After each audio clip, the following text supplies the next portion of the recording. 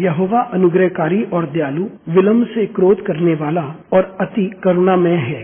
शनिवार 3 अगस्त 2024। आज के मनन के लिए मैंने आप ही के लिए चुना है शबोपदेशक अध्याय 8 और उसका 17वां वाक्य। तब मैंने परमेश्वर का सारा काम देखा जो सूर्य के नीचे किया जाता है, उसकी था मनुष्य नहीं पा सकता। चाहे मनुष्य उसकी खोज में कितना भी परिश्रम करे तो भी उसको ना जान पाएगा, और यद्यपि बुद्धिमान कहे भी कि मैं उसे समझूंगा तो भी वे उसे ना पा सकेगा। आपका दिन आशीषित हो। हमें ये जानना जरूरी है कि परमेश्वर रहस्यमय तरीके से कार्य करता है और वे अपने लोगों के लिए एक योजना रखता है और एक उद्देश्य रखता है। आइए इस वाक्य पर मनन करते हैं। आज की सुबह का विषय है मनुष्य परमेश्वर के तरीके नहीं जान सकता। शबोपदेशक में जो बुद्धिमान व्यक्ति इन बातों को लिखता है वे परमेश्वर के तरीकों के बारे में बात करता है।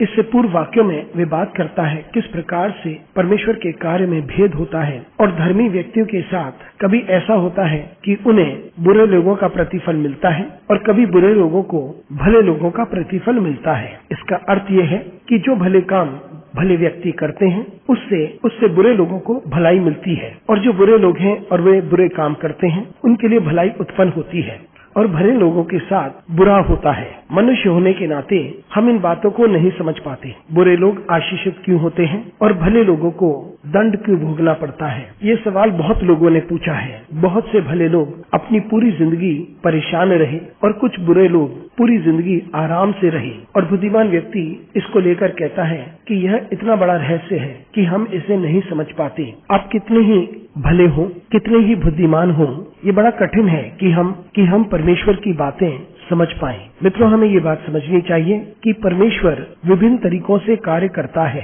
और मनुष्य इसको समझ नहीं पाता, लेकिन परमेश्वर ने यह बात सिद्ध की है समय समय पर कि जो लोग उस पर भरोसा करते हैं वह उन्हें त्यागता नहीं है, वे उन्हें कभी छोड़ता नहीं और उन्हें कभी हारने नहीं देता। परमेश्वर ने हमेशा भले लोगों को आशीषित किया है और बुरे लोग अपने काम की वजह परेशान भी होते हैं। जो काम उन्होंने किया है उसके लिए वे दंड तो भोगते हैं, और भले लोग कभी न कभी आशीषों को प्राप्त करेंगे और उनकी भलाई की वजह से वे आशीषित होंगे, क्योंकि वो परमेश्वर पर भरोसा करते हैं। मित्रों, जब हम ऐसी रहस्यमय चीजों को देखते हैं तो हम निराश ना हो। कुछ समय के लिए आपको बुरा लग सकता है, लेकिन ये बात याद रखिए कि परमेश्वर न्याय का परमेश्वर है, प्रेम का परमेश्वर है और शांति का परमेश्वर है, और उस पर हम भरोसा करें और आगे बढ़ते जाएं। हम तुझे धन्यवाद देते हैं आज की सुबह के लिए। हमारी सहायता कर परमेश्वर, ताकि हम इस बात को समझ सकें कि तू अवश्य उन्हें प्रतिफल देगा जो तुझ पर भरोसा करते हैं। यीशु मसीह के नाम से मांगते हैं, आमीन।